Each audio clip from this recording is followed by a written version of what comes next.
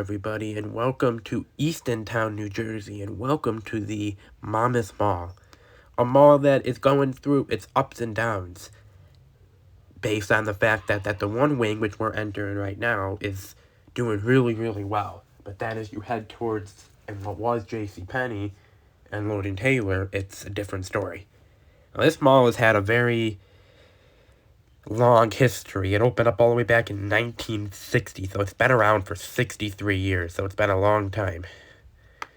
But now we'll get to the history. This mall was originally called the Monmouth Shopping Center. The Monmouth Mall opened up, as I said, March 1st, 1960, as a 600,000 square feet property with 14 building, 50 store open air center. The mall was built on a former farm owned by the family in Long Branch, New Jersey, which is right near the area.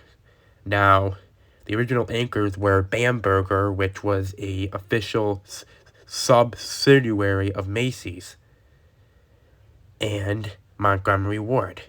Now, after pulling out of New Jersey, as Montgomery Ward did way earlier, it became Alexander's in 1975. Now, the mall was enclosed and expanded to its current size at that time. So it's been the same, relatively size-wise, for almost 50 years, 48 years to be exact. Now, the older section of the mall continued to have one level, while the new expansion, which is the other parts of the mall, included two levels that were anchored by Abraham and Straus, Hanes, and JCPenney. In 1987, the mall was renovated, but not as big. The renovation brought in new lighting, new flooring, and new glass and chrome handrails. Now, the renovation also removed the in-floor planters and replaced them with movable ones. And the renovation also closed off the former entrance near the arcade. Now, fast fact about this mall, too, and this is what I talk about, where malls are an important event that many people went to. Ashley Tisdale, as you guys may know, she was actually lost at this mall, and she was later found in 1989. So kind of a cool fact. In 1994 through 1996, the mall expanded to include an elevator and a food court modeled after a Jersey City theme. Jersey Shore theme, excuse me, my bad.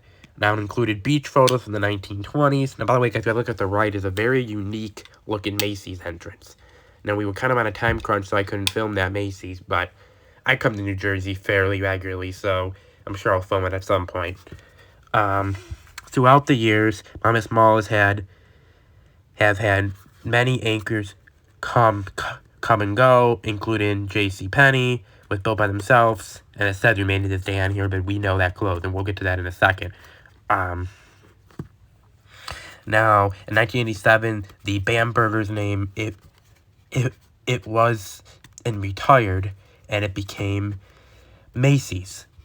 And also, a Caldor replaced Alexander, like I said, and a Lord & Taylor replaced the former Hanes. Now, Stearns relocated Abraham and Straus in 1995, and Boscov's came in 2001, which you guys did see. I did film that in a previous video. 2010, Planet Fitness opened at the Monmouth Mall. Now, Monmouth Mall went through an expansion in 2009. In 2010, they had renovations, including planting, lighting, and a complete overhaul of the food courts. The renovations lasted well into the summer of 2011. Now, 2012... The owners at the time, which was Valero Trust, announced plans to sell its portfolio. And they sold it to Kushner Companies, which I'm not sure if that's related to the Kushner family, which I'm not going to get into that, but people around the United States probably know about that. Now, Lord & Taylor announced it was closing in 2018 as a plan to close 10 stores. And they closed in early 2019. On June 22nd, 2020, Crate & Barrel opened a temporarily space in that Lord & Taylor, but that has since closed, sadly. Brooks Sold Mall fully sold the mall in 2021. Then there used to be a parking garage that in 2022 was completely demolished. And in June 2022, it announced that JCPenney would be closing, which had been at the mall for 47 years. And that was kind of sad and noticeable because, as I said, it's been there since the beginning. So that now leaves Boscov's and Macy's as the only anchors left. But having those two anchors is what I think is keeping this mall open, because those are two really thriving anchors. Now, they've talked about redevelopment of this mall. They wanted to redevelop it to a live-working center in 2016. It's 7 years later, still nothing has happened. So,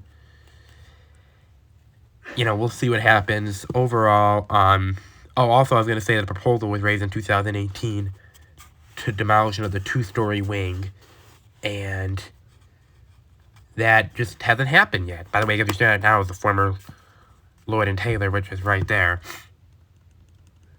But yeah, overall, what do I see with this mall? Only time will tell. I'm really concerned with this wing in particular. I don't know if you guys will see in here, but when I was here, the PacSun was also closing, one of their last remaining major tenants on this wing.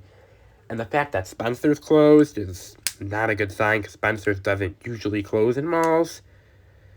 But we'll see. I think that by them moving stuff down to that main wing, it kind of symbolized what they talked about in 2018, but it's been 5 years, so I don't know if it will actually happen. I'm sure the pandemic probably didn't help with that, along with many other things that happen in today's modern times. So we'll see what happens. We'll see. But anyway, I'm going to stop talking here. I'm going to put in you the rest of the video. I hope you guys enjoy the rest of the look here at the Monmouth Mall in Eastontown, and I will see you guys for the next video. You never know what that will be. You guys know this channel, we constantly go all over the East Coast and Southeast and everywhere in between. But I'm going to sign off here, like I said. I'll see you guys for the next video. Bye-bye, guys.